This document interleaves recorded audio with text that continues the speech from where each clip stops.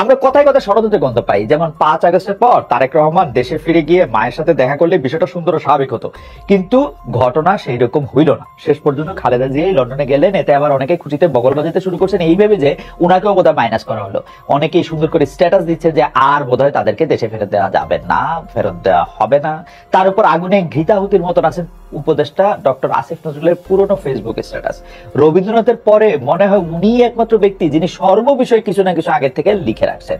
তিনি সরকারের দায়িত্বে আসার পর আপার এই 3 বাহিনীর ফেভারিট পাস টাইম হইল বিভিন্ন ইস্যু ধরে উনার আগেকার বাণী চিরন্তনী উদ্ঘাটন করা, অথবা কোনো একটা খোপ বানায়া পিজন হলে বিভিন্ন বিষয়গুলি বিভিন্ন জায়গায় রাখা দেওয়া এবং যখন যেটা লাগে তখন সেটাকে বাইর করে নিয়ে আসা। এই বিষয়ের সাথে মিলাইয়া জনাব আসিফ নজরুলের একটা পোস্ট শেয়ার করে তারা বিমল আনন্দ পাইতেছেন। কোট, গুম বা খুনের ভালো বিকল্প হতে পারে কাউকে সরকারি ঘোষণায় অসুস্থ বানিয়ে বিদেশে পাঠিয়ে দেওয়া। এ সবই কষ্ট কল্পনা, যার বুদবুদ বড় হইতে হইতে আরো বড় বুদবুদ হয়। শেখ হাসিনার সময় আমরা এরকম দেখছি।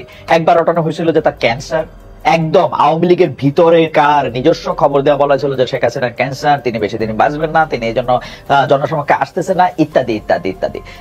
আরো বলা হয়েছিল যে তার 2 বোনে মানে শেখ হাসিনা এবং শেখ রেহানা এমন ধুমধুমার মারামারি লাগছে তাদের মুখ দেখা থেকে বন্ধ, এইবার বোধহয় পাওয়ার স্ট্রাগল শুরু হইলো। কিন্তু এই সবই আমার ধারণা, সবই ছিল হচ্ছে উইশফুল থিঙ্কিং।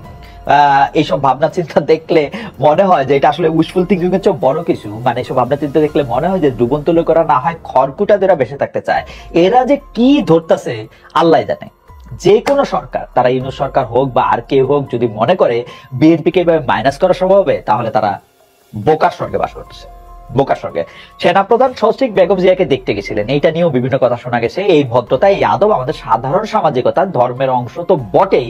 সেনাবাহিনীতে এইসব বিষয় আরো বড় ব্যাপার। মানে সাবেক সেনাপ্রধানের স্ত্রীর সঙ্গে দেখা করতে যাওয়া সস্ত্রীক, সেগুলি সেনাবাহিনীতে চলেই।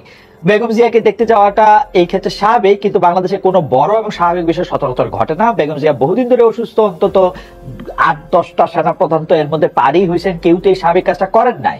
ওয়াকুরুজ্জামান কেন করলেন? হয়তো অন্য কোথাও বৃষ্টি হয়েছে, এখানে ডুবেছে ঘাস, তা বৃষ্টিটা হইলো কোথায়? কোথাও না কোথাও তো হয়েছে। এটা কোথায় হয়েছে?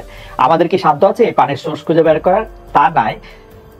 তাইলে নেক্সট বেস্ট কাজ হইলো যা আমরা করতে পারি তা হলো যুক্তিসঙ্গত অনুমান। আমার ঝাপসা লেন্সে যেমন দেখা যায় তাতে এইটুকু অন্তত বুঝতে পারি যে এই সাক্ষাৎ একটা তাৎপর্যপূর্ণ ঘটনা। কেন? আমার অনুমানের সিন্ধুক থেকে যে কটা সম্ভাব্য কারণ আমি বের করতে পারতেছি তার কয়েকটা বলি আপনাদের। 1, নির্বাচন যবেই হোক এইটা একরকম বোঝা যাচ্ছে যে বিএনপি সরকারের আসার সম্ভাবনা বেশি। সেক্ষেত্রে আমি যদি জানি আমার নেক্সট বস কে হইতে যাইতেছেন, তার কাছে গিয়ে কি একটু হাজিরা দিয়ে আসবো না? বিগত সেনাপ্রধানের কেউ কেউ তো চাকরি টিকানোর জন্য ইন্ডিয়া পর্যন্ত দৌড় দিছিলেন। আমরা বলতে চাই না যে ওয়াকার সাহেব এই জন্যই গেছেন, কিন্তু এটা একটা কারণ হইতেই পারে, কারণ একটা এটা হইতে পারে। কিন্তু 2 নাম্বার, খালেদা জিয়া বহুদিন ধরে অসুস্থ। সেনাপ্রধান হয়তো সরজমিনে বুঝতে গেছিলেন তার পক্ষে রাষ্ট্র পরিচালনা সম্ভব কিনা। আমরা তো দিন বাইরে থেকে দেখে জানছি, বেগম জিয়া ডাক্তারের ভাষ্য থেকে জানছি, অথবা বিএনপির ভাষ্য থেকে জানছি, কিন্তু আসলে উনি কেমন আছেন, কতটুকু কর্মক্ষম আছেন, হয়তো বিভিন্ন আলাপের মাধ্যমে এইটাই বুঝতে গেছিলেন সেনাপ্রধান। 3 নাম্বার, মানে থার্ড সিনারিও হইতে পারে যে সেনাপ্রধান হয়তো সরাসরি বেগম জিয়ার কাছে সাপোর্ট চাইতে গেছেন। হয়তো জানতে গেছিলেন যে দেশের যে বেহাল অবস্থা, এটা আরেকটু সুস্থি না করে তো নির্বাচন দেওয়া ঠিক হবে না। ইউনূস সাহেব যাই বলেন না কেন, এই অবস্থায় বিএনপি যেন তাকে একটু সাপোর্ট দেয়, বিএনপি থেকে কাউকে জাতীয় সরকারে পাঠানো সম্ভব কিনা, হয়তো সেই বিষয়ে আলাপ করতে গেছিলেন। বিএনপি সমর্থন ছাড়া তো অন্তর্বর্তী সরকার কাজে কর্মে খুব অগ্রসর হতে পারবে না। বিএনপি সরকারের বাইরে থেকে যদি ষড়যন্ত্রের কথা বলতে থাকে তাহলে সরকার চালানো মুশকিল হয়ে যায়। এমনিতেই শেখ হাসিনার আমলের আমলা এবং পুলিশ ফোর্সের কাছে কোনো কোঅপারেশন পাওয়া যাচ্ছে না। কাজে বিএনপি যে অন্তর্বর্তীকালীন সরকারকে সমর্থন দিতে চাচ্ছে তা ভিজিবল হতে হবে। সেনাপ্রধান হয়তো এইটাও বলতে যাইতে পারেন সমর্থন চাইতে। 4 নাম্বার হইতে পারে প্রচ্ছন্ন হুমকি। হুমকি শব্দটা একটু হার্শ হইল, কিন্তু এটা আর কেমনে কম এটা বুঝতেছি না, দেখে প্রচ্ছন্ন হুমকি বলে রাখে। অর্থাৎ এইটা বলা যে, মানে সেনাপ্রধানের পক্ষ থেকে এইটা বলা যে বিএনপি যেহেতু সরকারের কথা শুনতেছে না, চাঁদাবাজি হাঙ্গামা সমান তালে চালিয়ে একটা অরাজকতা সৃষ্টি করে দেশ চালনায় ব্যাঘাত করতেছে, তখন সামনে একটাই রাস্তা, সেনাবাহিনীর হস্তক্ষেপ। আবারও সিভিল মিলিটারির সমন্বয়ে অন্য একটা সরকার করতে হবে, এবং এটার দায়িত্বে প্রফেসর ইউনূসের মতন ভালো মানুষ থাকবে না যিনি সবার কথা শোনেন, যিনি মনে করেন যে পৃথিবীতে সবার কথা শোনা সম্ভব। কিন্তু ম্যাডাম, আপনি তো জানেন যে পৃথিবী একটা জঙ্গল, এই পৃথিবীতে একজন শিকারী আরেকজন শিকার। ডক্টর ইউনূস মনে করেন জগতের সকল প্রাণী একযোগে খুশি হতে পারে, সুখী থাকতে পারে, তা তো ঠিক না, আসলে তো পারে না, তাই না? কাজে এমন একটা এমন কেউ আসবে ডক্টর ইউনূসের বদলে যিনি ডক্টর ইউনূসের মতো সদাশয় হবেন না। জুলাই আন্দোলনে এতগুলি মানুষ তো এই জন্য প্রাণ দেয় নাই যে আগের সরকারের মতনই আরেক দলের হাতে দেশ ছেড়ে দিবে। যা চাওয়া হয়েছে তার কিছুই যদি না পাই তাহলে তো হবে না, একটা দাগ তো রেখে যেতে হবে আমাদের। আগেই বলতেছি এই সব কিছুই কিন্তু আমার অনুমান, মানে একদম অনুমান। ডক্টর মোহাম্মদ ইউনূসের ইন্টারভিউ নিয়েছেন নিউজ সম্পাদক নুরুল কবির। এত চমৎকার করে প্রশ্ন করলেন কবির ভাই, অসাধারণ। আর ক্ষমতার শীর্ষ থেকে ডক্টর ইউনূসের উত্তরের বিনয় আমার হৃদয় ছুঁয়ে গেছে। তিনি খোলাখুলি অনেকটা দার্শনিক ভঙ্গিতে সব প্রশ্নের জবাব দিয়েছেন। রাজনীতিটা সাধারণত নিজেকে আড়াল করতে চান, একটা ডিফেন্স শিল্ড তৈরি করতে চান চারপাশে। বিগত 15 বছরে বা তারও আগের কোন সরকার নিজেদের ভুল বা ব্যর্থতা স্বীকার করেন নাই, অথচ প্রফেসর ইউনূস সরাসরি তার নিজের এবং তার ক্যাবিনেটের অনভিজ্ঞতার কথা স্বীকার করেছেন। তিনি বলছেন নানা জায়গা থেকে আমরা এসেছি, আমাদের কোনো অভিজ্ঞতা নাই, কাজে ওদের দোষ দেব কি করে?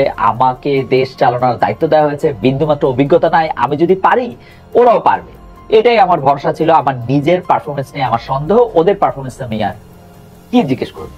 এরকম কথা জীবনে শুনছেন?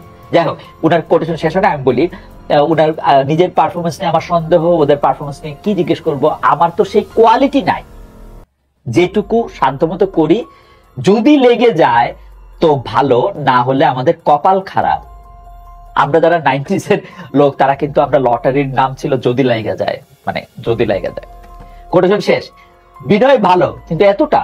নুরুল কবির প্রশ্ন করেছেন আমরা চাঁদাবাজির জন্য গুরুত্বপূর্ণ কাউকে গ্রেফতার হতে দেখি নাই, এটাকে আপনি কিভাবে ব্যাখ্যা করবেন? ডক্টর ইউনূস জবাব দিলেন তাদেরকে ধরতে পারছি না জুত মতো। কবিরা আবার জানতে চেয়েছেন এটা কি বিশ্বাসযোগ্য হবে? প্রকাশ্য রাস্তার মধ্যে, বাজারের মধ্যে, বাস টার্মিনালে চাঁদাবাজি সবাই দেখতে পাচ্ছে স্যার, সরকার দেখতে পাচ্ছে না কেন? ডক্টর ইউনূস উত্তর দিচ্ছেন সরকারের চোখ তো পরিষ্কার না আর কি। নুরুল কবিরের আরেক প্রশ্ন জবাবে ডক্টর ইউনূস বললেন আমরা মার্কেট থেকে তথ্য নিতেছি। এর আগে এরকম কথা কোথায় শুনছেন বলেন তো? কে এরকম, কার কাছে এরকম তথ্য থাকতো? হ্যাঁ, তথ্য থাকতো আমাদের একজনের কাছে, যার নাম দেওয়া হয়েছিল তথ্য বাবা জয়। নুরুল কবির জানতে চেয়েছেন এই তথ্য দিয়ে কি হবে? এটা তো অ্যানালাইসিস হইলো, অ্যাকশন কি হবে? আরেক প্রশ্ন জবাবে ডক্টর ইউনূস বললেন আমি তো জানি না। আপনি খোঁজ নিছেন? প্রশ্ন আসলো, তিনি বললেন নিব, আজকে গিয়ে নিব।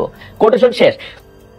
এটাতে মনে পড়লো আমার এক বন্ধু ছিল, তারে আমি জিজ্ঞেস করলাম একদিন পরীক্ষার সময়, কিরে পরীক্ষার প্রস্তুতি কেমন হয়েছে? পরীক্ষার প্রস্তুতি এখন কেমনে নিব? প্রশ্ন পাইয়া জানবো যে কোনগুলি আসলে ইম্পর্টেন্ট, সেগুলি যাই না, সেগুলি গিয়ে প্রস্তুতি নিব।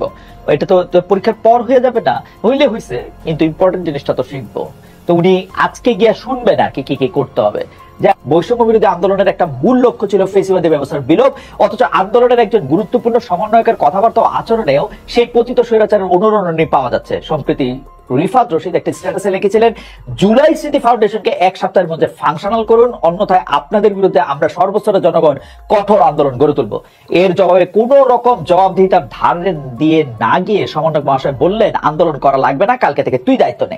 হাসান রোবায়েত একজন কবি, জুলাই আন্দোলনে তার বহু কবিতার লাইন স্লোগান হিসেবে লেখা হয়েছে দেয়ালে দেয়ালে। তিনি এর প্রতিবাদে নিজের প্রোফাইলে লিখলেন অ্যাকাউন্টেবিলিটি বা জবাবদিহিতে নাই, অথচ অভিমান আছে। বাহ, শুধু এই দায়িত্ব গান রিপ্লাই দিয়া দায়িত্ব অবহেলার জন্য ইমিডিয়েট তার রিজাইন দেওয়া বা তাকে স্যাক করা উচিত। এর জবাবে সেই ছাত্রলীগ কায়দায় বিভিন্ন নতুন আইডি থেকে কমেন্টে তাকে নাজেহাল করা হচ্ছে বলে লিখেছেন রোবায়েত। এই হইলাম আমরা। সমন্বয়ক বলেন আর ইন্টারনেট বিপ্লবী বলেন নিজেদের ভুল স্বীকার করি না, নিজের কাজের দায়িত্ব নিই না, নিজের কাজটুকু ঠিক মতো করার কথা মনে থাকে না, বরং ফেসবুক সোশ্যাল মিডিয়া 5 লাভ 6 লাভ 7 লাভ করে ফেলি বাংলা ভাষা ইংরেজিতে গান গাওয়া এক সেলিব্রিটির বিয়ে নিয়ে। কেন? বিয়ে কি মানুষ করে না? আর শীতকালে তো আরো বেশি করে, তাইলে?